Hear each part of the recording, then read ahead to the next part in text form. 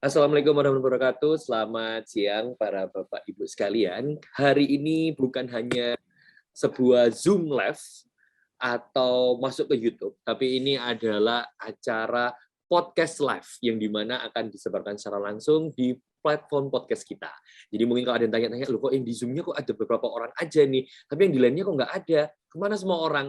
Tenang, karena semua orang mendengarkan secara langsung. Jadi modelnya sekarang udah seperti radio, tapi dibentuk streaming seperti itu. Dan acara ini tetap akan tayang nantinya di YouTube atau di media sosial Universitas Dinamika seperti itu.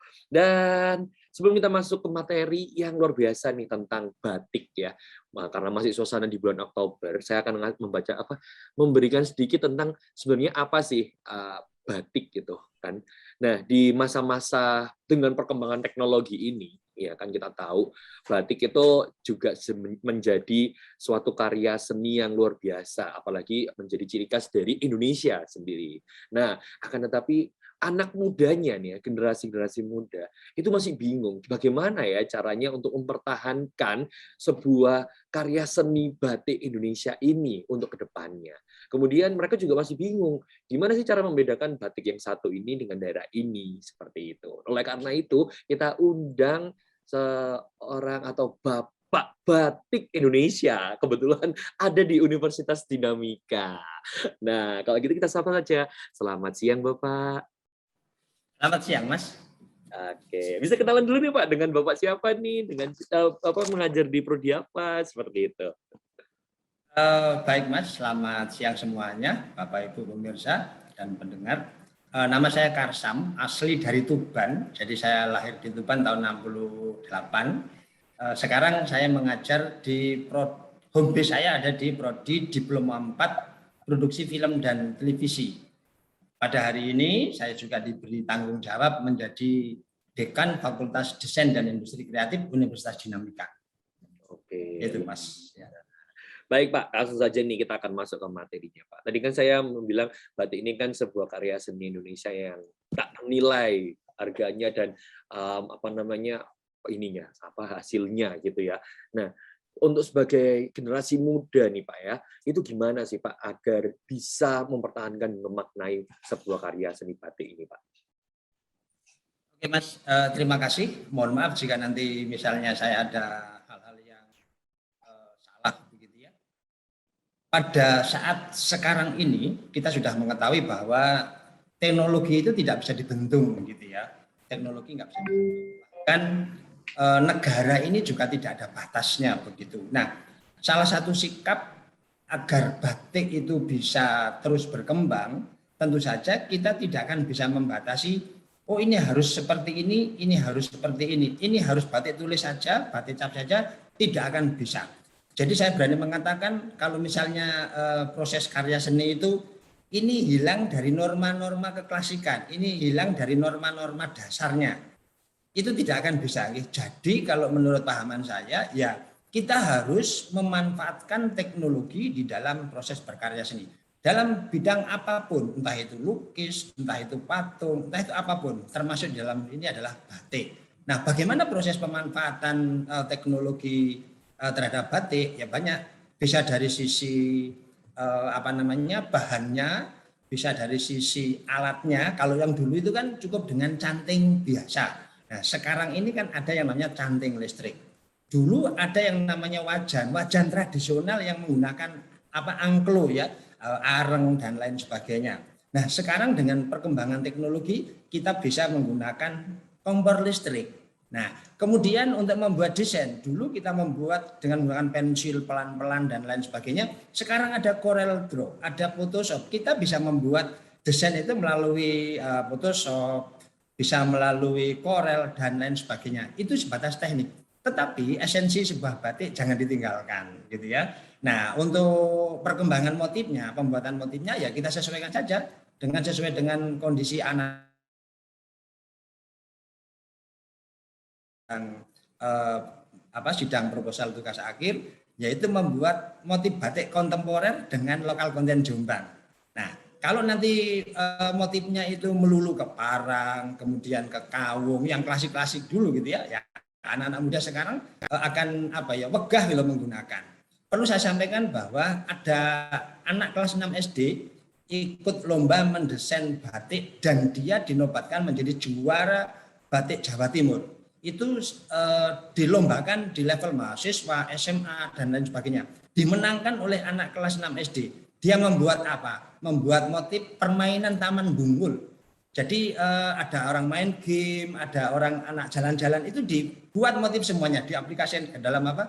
Kain. Tetapi kembali esensi batik jangan ditinggalkan. Kan ada orang yang, oh ini batik jumput, oh ini batik ekoprint dan lain sebagainya. Sementara itu belum masuk dalam ranah batik, gitu. Ya, jadi secara teknologi ya terus terang kita nggak akan bisa nyetop teknologi. Bahkan saya sudah pernah meminta di kampus kita tercinta ini, yaitu di prodi teknik komputer yang bisa membuat robot, batik itu kan boleh cap kan? Kenapa harus orang yang ngecap? Sementara kita bisa membuat robot, ya robotnya saja yang ngecap. Tetapi desainnya kita buat oleh manusia biasa. Kita buat manualnya, desainnya, kemudian yang ngecap pakai robot. Itu kan akan efektif sekali gitu ya. Kan boleh-boleh saja menjadi karya anak bangsa. Di Indonesia sudah ada batik cap yang dilakukan oleh robot. Tetapi kembali lagi, esensi batiknya jangan ditinggalkan. Sementara itu Mas, mungkin ada yang... Sebenarnya apa sih Pak yang bisa dibilang itu sebuah batik gitu? Apakah dari caranya kah? Oke, apakah dari motifnya? Kalau kita mau bicara tentang kalau kita bicara tentang apa itu batik, maka saya akan menggunakan pendekatan etimologi ya Mas. Jadi pendekatan etimologi asal usul kata begitu. Pada zaman keraton dulu itu disebutkan bahwa kata batik itu berasal dari bahasa Jawa, yaitu dua kata yang artinya amba dan tik. Amba artinya membuat, tik artinya titik-titik. Ada yang menyebut tritik, ada yang menyebut taritik. Jadi titik-titik yang disusun. Ada yang menyebut netes, gitu. Nah, yang netes, yang titik itu apa? Itu adalah lilin atau malam panas. Jadi orang membuat motif atau gambar itu dengan menggunakan lilin panas. Kata kuncinya adalah lilin panas. Kemudian lilin panas ini berfungsi untuk menghalang warna. Nah, kalau ada karya seni yang tidak menggunakan lilin untuk menghalang warna gitu ya, seperti yang diikat. Nah, itu yang belum dimasukkan ke ranah batik. Jadi kalau berdasarkan asal usulnya adalah berkarya seni dengan menggunakan lilin panas dengan canting itu ya yang berupa netes-netes itu. Nah, fungsi dari canting itu adalah nutupi kain begitu. Supaya nanti kainnya tidak kena warna. Perintangnya itu batik, kata kunci batik. Nah, oleh karena itu disebut T atau batik ya nitik-nitik itu. Orang lain menyebut cecekan begitu ya. Nah, kalau kita sudah mengetahui dari bahwa esensi batik adalah menghalangi kain dengan lilin panas supaya tidak kena warna. Itu asal usulnya. Kemudian dengan seiring perkembangan zaman begitu ya, pada tahun 1989 negara kita sudah menstandarkan batik yang disebut dengan SNI, Standar Nasional Indonesia. Mohon izin saya sedikit ngerepek begitu ya. Ada SNI nomor 080239 tahun 89. Batik adalah bahan kain tekstil. Jadi bahan kain tekstil pewarnaan menurut corak-corak khas batik Indonesia dengan menggunakan lilin batik sebagai perintang warna. Ya, jadi lilin batik sebagai perintang warna. Nah, ini kata kuncinya. Bagaimana dengan ekoprint? Ada nggak lilin yang untuk merintangi kain supaya nggak kena warna? Enggak. Nah, berarti bukan batik. Bagaimana dengan batik ikat yang diikat-ikat itu? Ya enggak. Bagaimana dengan batik printing?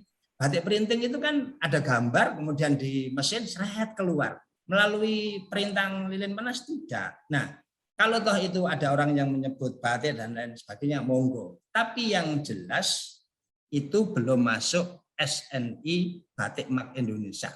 Nah, itu berarti emang kalau diomong batik itu adalah dari bahan yang digunakan untuk membuat batik itu, Pak ya? Ya.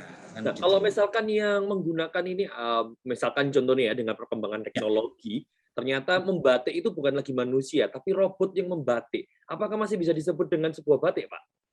Nah, kalau menurut saya ya sesuai dengan perkembangan disiplin ilmu, saya mengatakan bisa. Kan di situ tidak ada definisi kan ya, tidak ada definisi apa namanya dibuat oleh manusia kan tidak. Nah, kalau misalnya definisinya itu ada kalimat dibuat oleh manusia, ya oke kita kalah dengan aturan. Tetapi karena di definisi di SNI itu tidak dibuat oleh manusia, ya boleh-boleh saja. Karena begini, kalau kita nanti itu sifatnya kaku gitu ya, selalu berorientasi dengan manusia, karya seni kita nggak akan berkembang, akan hilang di telan zaman. Sementara di luar sana orang kan nganu ya Mas, memanfaatkan teknologi kan besar-besaran gitu. Nah ini yang menjadi apa namanya, yang menjadi salah satu tantangan bagi kita, apalagi dengan adanya pasar bebas ASEAN, pasar bebas Eropa dan lain sebagainya, di mana barang-barang yang berupa tekstil ini masuk ke Indonesia kan dengan mudah kan masuk di Indonesia. Nah sementara yang masuk di Indonesia ini kan kain-kain berwarna, indahnya luar biasa dari segi pewarnaan bagi masyarakat awam. Jadi saya kasih tanda petik bagi masyarakat awam, dalam artian orang yang tidak mengenal batik, kain-kain produk luar negeri itu kan indah. Dan perlu diketahui bahwa 2 meter kain harganya berapa? 25.000. Boleh itu. Ya, nah kalau orang-orang petani, orang-orang yang pedagang di statusnya kaum menengah ke bawah, ya akan senang, itu akan dengan senang hati. Coba kalau dibandingkan dengan baju yang saya pakai ini, baju yang saya pakai ini masih 800 saya beli, 800 hanya baju ini. Ini bagus karena saya orangnya ganteng, cakep gitu ya. Coba kalau misalnya dipakai petani, wah ya minta warna-warna yang ngejreng, merah, biru, kuning gitu ya, dengan harga 25.000. Nah, seiring dengan kondisi yang seperti itu, maka melalui Balai Besar Batik Indonesia dibuatlah yang namanya batik mak. Ada tandanya. Yang ingin disampaikan oleh Balai Besar adalah, hei para masyarakat Indonesia, kalau kamu membeli batik, ini loh ada tandanya. Kalau batik itu tulis, ada batik mak warnanya emas. Kalau batik itu cap, ada tandanya batik mak berwarna putih. Tetapi kalau itu dicap dan ditulis, namanya batik kombinasi, nanti ada tandanya silver. Jangan salah ya membeli. Nah, gitu. Jadi kalau kita juga tandanya Pak ya. Ya. Oke, Pak. Baik Pak, ini ada yang komentar ini. Iya benar sekali Pak, dari Mas Brian nih. Benar sekali Pak, pada saat itu juga belum ditemukan robot ataupun artefak intelijen. Berarti kalau ke depan nih, kalau misalkan nanti ada robot batik, itu harus dari Undika Pak yang bikin ini Pak. Baik Bapak, pertanyaan berikutnya, ini Pak, kan tadi kita membahas tentang seputar batik ya, awal mulanya seperti apa gitu. Nah, sebenarnya buat Bapak sendiri nih ya, apa sih makna terdalam atau filosofi batik buat Bapak itu? Oke Mas, terima kasih. Bapak Ibu pemirsa, pada kesempatan ini kita mesti harus melakukan persamaan persepsi. Itu kita pegang dulu gitu ya. Okay. Karena beberapa kali saya ikut belajar-belajar dengan orang-orang sains dari neuroscience yang dipelopori oleh seorang dokter ahli bedah namanya Dr. Yu. Mereka membatasi antara sains kemudian dengan karya seni gitu ya. Jadi kita harus melakukan pendekatan yang beda. Kalau kita bicara batik, maka pendekatannya adalah filsafat.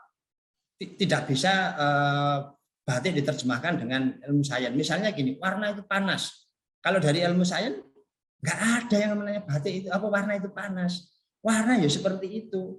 Warna dingin nggak ada itu warna dingin. Mau hijau mau biru ya tetap warna itu. Kalau misalnya merah kuning panas enggak. Nah itu pendekatan dari sisi apa namanya ilmu sains gitu ya. Nah kalau namanya apa namanya di filsafat, pendekatan filsafat, maka kita akan menggunakan pendekatan ilmu gadok. Mohon maaf ya Mas, saya menggunakan pendekatan ilmu gadok gitu. Direka-reka begitu. Contoh misalnya begini. Kenapa orang menikah itu dekorasinya kok harus pisang, 2 pisang, pisangnya harus bagus begitu. Kenapa enggak tebu? Iya kan? Kenapa enggak tebu gitu? Kenapa harus pisang? Nah, karena masyarakat umum di sekitar itu secara tidak langsung sudah melakukan ini ya persamaan persepsi, beranggapan bahwa pada zaman dulu pisang itu melambangkan tumbuhan yang mudah beranak, sehingga orang yang menikah itu diharapkan setelah menikah cepat punya keturunan. Nah kan gitu. Nah masalah nanti setelah menikah terus pisah ranjang dan lain sebagainya itu urusan dia kan gitu ya secara kondisinya. Tetapi secara pendekatan filsafat ya setelah menikah diharapkan punya punya keturunan. Nah, kalau misalnya kita kembali kepada ini ya, kepada batik, bagaimana menanggapi batik dari sisi filsafat atau keinginan begitu? Ya, kalau dari versi saya, satu, kita sepakati dulu menggunakan pendekatan filsafat. Kalau sudah mengetahui pendekatan filsafat, maka kita harus mengetahui kata-kata kunci. Misalnya, kenapa sih sembahyang itu rukuknya 3 kali? Ya, doa di rukuk 3 kali, kenapa? Kenapa rukun Islam itu 5? Nah, itu kan sudah ada. Nah, kalau kita misalnya ingin melakukan membuat motif untuk orang-orang Muslim misalnya, ya kita cari aja yang dengan irisan-irisan 5 waktu misalnya. Contoh, kita kalau membuat motif untuk orang Muslim, kita ambil belimbing itu kan segi gitu ya. Nah, seginya itu kita potong atau kita lihat seperti bintang segi 5. Nah, segi 5 itu kita amanai. Ya sajane ya maksa-maksa sithik gitu ya. Kita amanai sebagai segi 5 berarti menunjukkan rukun Islam yang kelima. Loh, itu harus diakui loh Mas ya, gitu. Iya. Seperti tadi orang menikah harus menggunakan motif sidomukti. Apa hubungannya sidomukti dengan orang menikah? Enggak ada. Tetapi karena diyakini ada kepercayaan gitu ya. Kan seperti agama gitu ya. Agama enggak bisa diukur kebenarannya. Karena agama adalah keyakinan. Kalau kita yakin, ya kita memeluk itu. Dan sama dengan ini, gitu ya. Kalau saya boleh bercerita sedikit, gitu ya. Bagaimana asal-usul motif parang? Asal-usul motif parang sumber yang saya peroleh adalah diciptakan oleh Sultan Agung Hayakurakusumo, jadi Raja Mataram itu.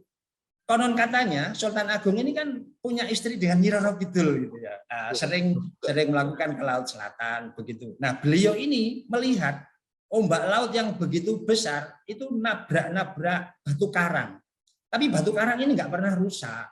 Akhirnya beliau mempunyai inspirasi, oh ini bagus tak pakai motif. Akhirnya menjadi motif parang itu yang secara khusus digunakan untuk para prajurit kerajaan. Jadi para prajurit kerajaan itu menggunakan motif parang untuk berperang supaya kuat dan menang.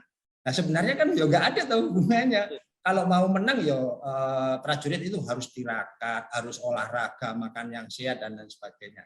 Jadi itu menurut pahaman saya pendekatan di dalam batik secara filosofi itu kajiannya seperti itu. Nah kemudian di dalam membatik itu Mas ada alat, ada proses, ada motif gitu ya.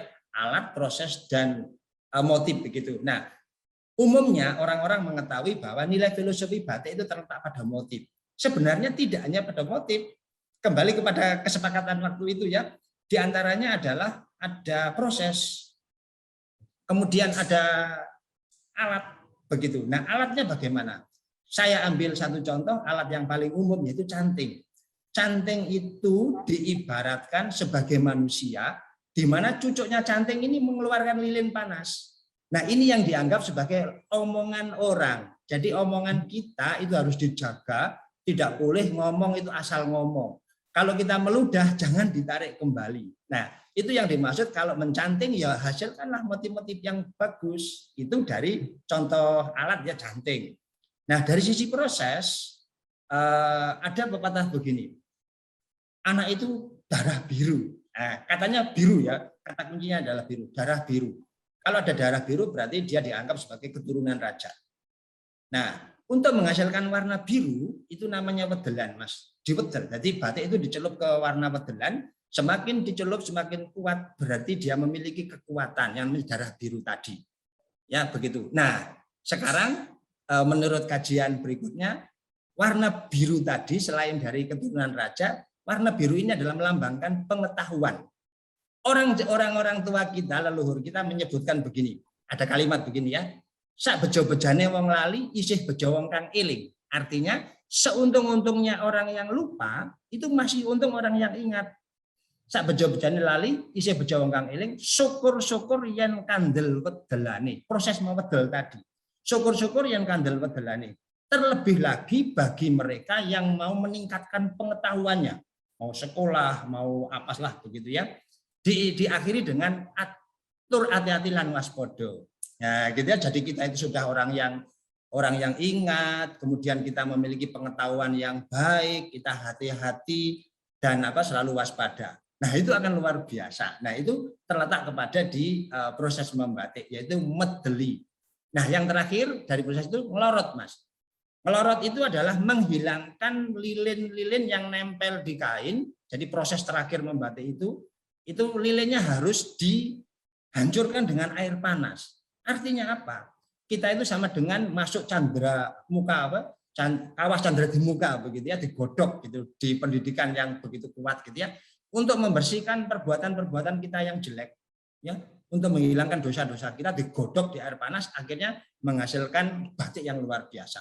Nah, melambangkan bahwa kita akan menjadi orang yang bagus, suci gitu. Nah, itu dari kajian-kajian filsafat di batik. Jadi filsafat atau filosofi dari batik itu bukan hanya dari hasil cetakannya Pak ya, atau dari hasil aktif, tapi dimulai dari alatnya saja dalam prosesnya itu sudah memiliki arti Pak ya untuk sebuah batik. Iya, betul. Oke, baik Pak. Tapi ya kembali itu kesepakatan bersama ya Mas. Iya kan. Ya, ini kan pandangan dari dokter batik kita kan Pak ya. Ya kan. Baik Bapak, ini untuk para pendengar semua, kalau misalkan ada yang mau bertanya bisa langsung diajukan melalui podcast kita, bisa nanti langsung chat di dalam situ. Nah, ini ada pertanyaan Pak dari Bapak Indra Wijayanto. Sekarang itu kan mudah-mudi diajarin desain batik dengan komputer. Apakah nantinya masih bisa disebut sebagai batik? Sedangkan batik yang tadi diungkapkan itu kan dari pembuatan manual. Bukannya dengan perkembangan zaman nantinya batik tradisional akan kalah, Pak. Nah, ini Pak, dengan perkembangan teknologi, anak-anak muda sekarang kan cinta batik, tapi prosesnya itu berbeda mungkin Pak ya. Mereka menggunakan digitalisasi. Nah, apakah itu masih bisa disebut sebuah batik? Karena kalau misalkan tidak mengikuti seperti itu, tadi itu mungkin nanti batik tradisional akan bisa kalah seperti itu Pak. Oke Mas, terima kasih. Tadi kan saya sudah menyebutkan ya, kata kunci batik itu adalah adanya perintang lilin panas. Perintang lilin panas ini yang jangan dihilangi ya, karena itu ruhnya batik. Nah, masalah proses membuat motif monggo lah. Ya, mau menggunakan komputer atau menggunakan apa itu kan sebatas membuat desain motif begitu ya. Kalau kita di era yang modern seperti ini, bahkan ini era milenial gitu ya, modern sudah dilewati, postmodern sudah dilewati, sekarang zaman milenial dengan kecanggihan teknologi. Kalau kita masih berkutat pada pensil, gambar pensil satu-satu untuk memirror saja, itu susahnya setengah mati Mas. Contoh ya, contoh begini. Kalau misalnya kita akan membuat motif kawung, Bapak Ibu yang suka membatik, kalau kita akan membuat motif kawung dengan ukuran tertentu, dengan bunga 4 kotak itu, kalau itu dipensil, itu lamanya minta ampun. Nah, bagaimana kalau itu dibuat dengan cara satu, motif yang 4 itu dibuat dengan korel, kemudian dikopi. Nah, dikopi paste kan menjadi banyak, itu kan dengan cepat. Kemudian kita print dalam kertas kalkir. Nah, tahapan ini nanti yang nggak boleh dibantah gitu ya. Atau Bapak Ibu bisa ngeprint di kain. Silahkan diprint di kain, tetapi kainnya nanti masih dalam kondisi putih. Hanya ada gambar-gambar yang nanti bakal dicanting atau dicap itu. Karena harus melalui lilin panas. Kalau tidak melalui lilin panas sebagai perintang warna, ya mohon maaf, itu memang bukan ranahnya batik, gitu ya. Kembali pada batik printing lagi, batik cetak, batik printing, mohon maaf. Kalau batik cap memang masih diakui SNI-nya. Ya kalau batik printing enggak, kan printing kan mudah ya, di komputer kemudian disalurkan di mesin printing, di print banyak itu kan bisa. Tetapi pada sampai saat ini itu belum masuk standar nasional batik.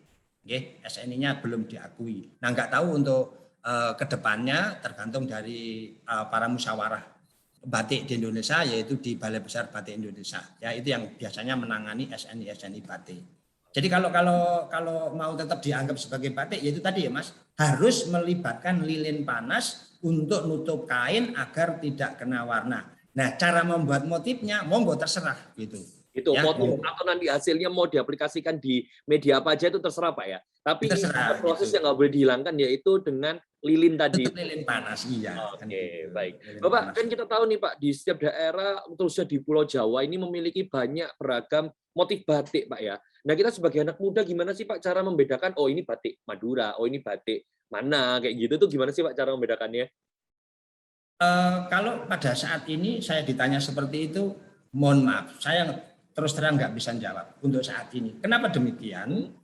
Jadi pada awalnya batik kan di keraton ya Mas. Ketika keraton itu keraton yang terakhir kan keraton Jogja. Jogja pecah menjadi Jogja, Solo, Pakualaman dan lain sebagainya. Kemudian berdirilah negara Indonesia ini. seiring berkembangnya jalan pada tahun 2009 batik diakui UNESCO.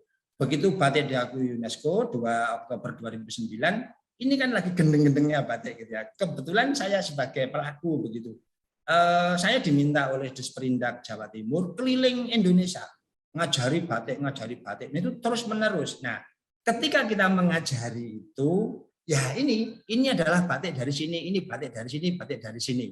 Akhirnya kan gitu, orang-orang kan cepat-cepat meniru gitu ya, saling meniru begitu. Kemudian satu kasus yang mungkin bisa saya jelaskan lebih mudah diterima, orang-orang Sidoarjo itu belajarnya Mas, di Madura. Nah, karena belajarnya di Madura sehingga pada proses awalnya batik yang diproduksi di Sidoarjo itu adalah batik-batik Madura. Orang-orang pesannya ke mana? Ke Sidoarjo. Nah, akhirnya apa? Kita nggak bisa membedakan antara batik Sidoarjo dengan batik Madura, nggak bisa. Awal-awalnya nggak bisa begitu ya. Karena tukar ilmu pengetahuan ini sudah ini sudah membaur secara umum begitu. Nah, sekarang saya akan bicara secara khusus. Yang saya bisa membedakan khas itu pertama adalah batik Cirebonan. Pertama ya, batik Cirebonan atau daerah Cirebon itu dia selalu menggunakan motif megamendung. Ingat ya, ada motif megamendung, ada motif karang.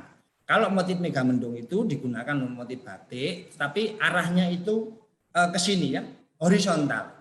Tapi kalau megamendung itu dibuat vertikal, itu lebih kepada ornamen-ornamen ukir. Nah, orang Bandung, daerah Cirebon sana, motif yang dihasilkan mesti memiliki ciri khas motif awan begitu, megamendung. Itu pertama. Yang kedua, kalau kita bicara khas lagi yang saya tahu di seluruh Indonesia ini adalah Tuban. Tuban itu mau membatik apapun, dia mesti punya motif yang namanya motif ren-renan. Jadi ren-renan itu begini ya, ren-renan berasal dari kata ri atau duri. Nah, duri ikan, teman-teman semuanya Bapak Ibu bisa membayangkan kalau ikan itu dikupas dagingnya, maka akan gambar ada kepala melontos, kemudian tengahnya terus ada duri. Nah, jadi bentuknya seperti ini, itu kayak seperti jari begini. Membuat motif apapun mesti ada seperti duri gini. Itu khas batik Tuban. Nah, tapi kalau sudah begitu, sudah masuk ke batik Jombang, batik Mojokerto dan lain sebagainya, kita agak sulit. Hanya orang-orang tertentu yang bisa membedakan, gitu ya. Apalagi warnanya sudah hampir berbaur. Kalau dulu kan masih ada batik putihan, berarti batik Solo, batik Jogja itu putihan, batik Irengan masih sana. Nah, di Tuban pun masih berkembang, ada batik putihan, ada batik Bangrot, batik Irengan, tapi pada saat ini sudah hampir hilang itu. Ya, nah kemudian seiring dengan berjalannya waktu ada lomba-lomba. Kalau lomba dibuatlah batik ikon daerah. Nah, untuk membedakan itu maka kita harus belajar ikon daerah. Contoh, Yogyakarta itu ikon daerahnya adalah bunga apa yang di sungai-sungai itu Mas? Teratai. Bunga teratai. Bunga teratai itu adalah ikon Jawa, Jawa Tengah. Tapi Jawa Timur sering usil, gitu ya. Jawa Timur sering usil, nggak apa-apa teratai dipakai Jawa Timur. Padahal Jawa Timur itu ikonnya apa? Ayam bekisar dan bunga sedap malam. Nah, mestinya kalau kita mau membatik khas Jawa Timur, yang dua ini jangan ditinggalkan. Ya, ayam bekisar dengan bunga sedap malam adalah merupakan ikon dasar provinsi Jawa Timur. Nah, kalau mau ditambahi lele atau apa, ikon daerahnya masing-masing monggo begitu. Ya, jadi kalau pada hari ini saya secara detail berani mengatakan bahwa batik khas yang paling mudah dikenali adalah daerah Cirebon sama daerah Tuban. Yang lain-lain itu sudah mulai berbaur jadi bercampur gitu Pak ya. Bercampur, iya begitu.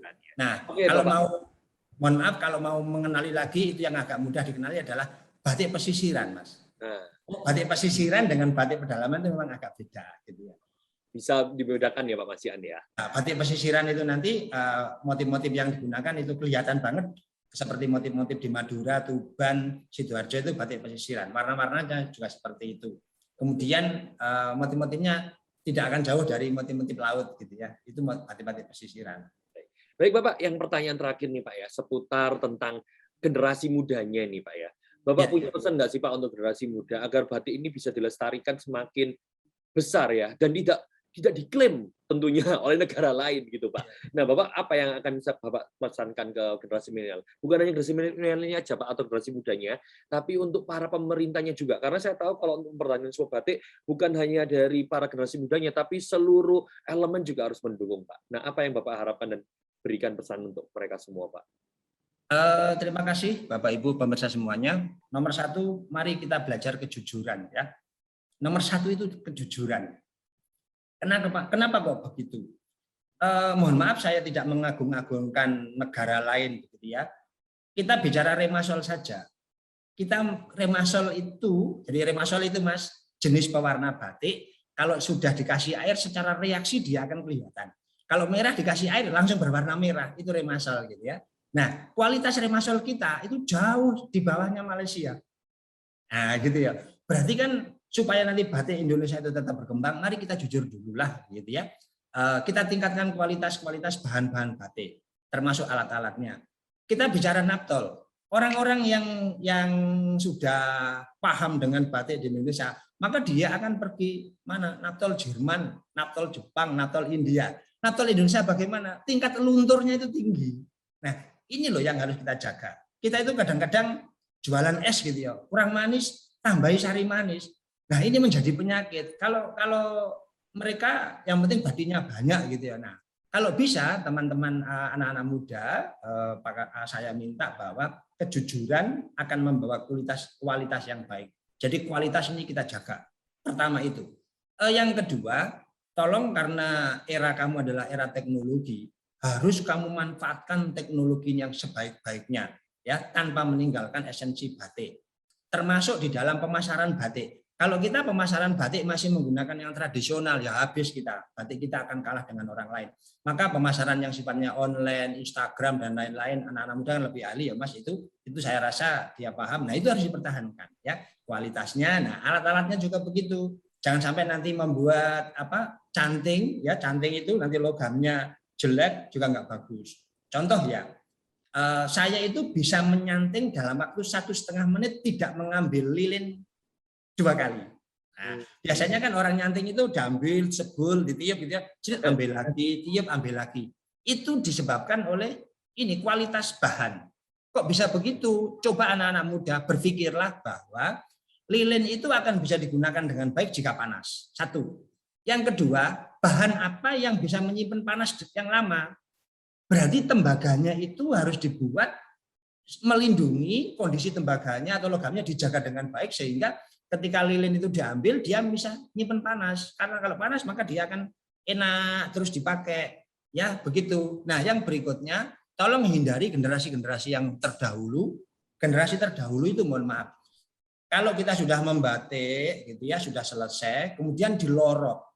Nah, lorotannya itu ada bekas-bekas malam, Mas. Bekas-bekas malam yang sudah tua, yang sudah campur biru, itu diolah lagi gitu loh. Itu diolah lagi, dipakai lagi. Ya tahulah kalau seperti itu. Mohon maaf ya, kembali saya tidak mengagungkan negara lain. Saya tinggal 10 tahun di Malaysia, yang namanya nambal ban ini gak ono, Mas. Indonesia kan kreatif loh, nambal ban, tempel lagi. Nah itu kualitasnya nanti tentu saja kita kalah dengan negara lain. Nah ini yang harus dilakukan oleh generasi muda mendatang. Dengan catatan jangan menghilangkan nilai-nilai esensi dari batik itu sendiri. Ya, begitu. Baik Bapak, terima kasih atas pesan-pesannya, luar biasa sekali. Untuk generasi muda, termasuk saya, generasi saya sendiri, harus bisa mulai mencintai dari prosesnya. Karena emang prosesnya itu Pak yang paling... saya pernah nyoba nyanting dikit-dikit, waduh blobor semua Pak, nggak karuan. Tapi itu yang malah membuat kita menjadi lebih mencintai ya kan, ketika kita menikmati proses dari sebuah batik. Malamnya saja dicampur-campur toh Mas. Jadi malamnya dicampur gondorukem, dicampur ini biar nanti lebih murah gitu. Padahal malam yang standar itu kalau dipakai nyanting ya di malam atau lilin itu kalau dipanaskan begitu dia akan persis seperti minyak kelapa Mas. Bening begitu. Nah, malam kita kan enggak. Langsung hitam gitu. Pakai sekali kan hitam. Nah, itu harus kita jaga ya gitu. Berarti emang kalau mau membuat sebuah karya seni atau batik yang luar biasa itu emang harus diperhatikan dari alatnya saja. Kalau bisa beli yang ori Pak ya, beli bahan yang kuat. Jangan KW-KW, apalagi malamnya ya kan, termasuk kainnya juga. Bisa mahal Pak kalau sampai jadi bagus Pak batik ini Pak? Batik mahal berapa Pak ini Pak kira-kira? Kalau trik saya ya mohon maaf karena berangkatnya saya sibuk, bukan orang yang tukang membatik begitu. Limited edition itu penting, Mas. Jangan membuat karya yang diulang-ulang. Itu akan menjadi mahal. Kalau Bapak tahu di pasaran batik termahal berapa nih, Pak? Yang punya saya yang pernah saya jual 2 meter pernah 5 juta, yang terakhir itu 2 meter saya laku 2 juta ya. Nah, kalau nanti yang batik itu, itu sama dengan milik orang lain sama milik orang lain ya mesti orang akan jadi murah 500 gitu kan. Nah, tetap kualitas. Untuk sharing sedikit, di House of Sampurna kan ada museum shop. Nah, di situ kita ada koleksi batik yang memang batik tulis pada waktu itu, dan salah satu yang paling mahal itu ada yang sekitar 10-an juta, Mas. Gitu. Terima kasih. 10 juta untuk sebuah kain batik ya, belum jadi baju ya itu? Itu udah jadi baju. Kalau untuk kain batiknya kisaran seperti yang disebutkan oleh Pak Karsam itu tadi. Terima kasih. Baik, terima kasih Mas. Dahok sempurna sampai jutaan Mas. Nah itu berarti hanya sebuah kainnya saja kalau itu punya nilai tinggi dan prosesnya benar-benar luar biasa tadi, ribetnya kayak gitu, itu bisa mencapai jutaan hingga puluhan juta, bahkan ratusan juta mungkin ya, seperti itu. Itu sebuah nilai karya seni dari sebuah batik. Baik, Bapak Ibu sekalian dan para pendengar podcast Dikes yang sedang mendengarkan jauh di sana, terima kasih telah hadir di acara podcast live kita pada hari ini. Semoga dengan adanya podcast live ini menjadikan kita menjadi lebih cinta dengan produk-produk Indonesia, termasuk batik pastinya. Baik, dan terakhir terima kasih untuk Bapak Pak Karsam telah hadir di acara podcast live kami ini. Semoga semakin sukses ke depan dan makin banyak nih Pak karya-karyanya. Baik. Terima kasih untuk semuanya yang telah hadir pada acara podcast dan di Zoom kali ini. Semoga semuanya selalu sehat dan berbahagia. Saya Rian Didi Jawari, salam Dikes Dinamika Podcast.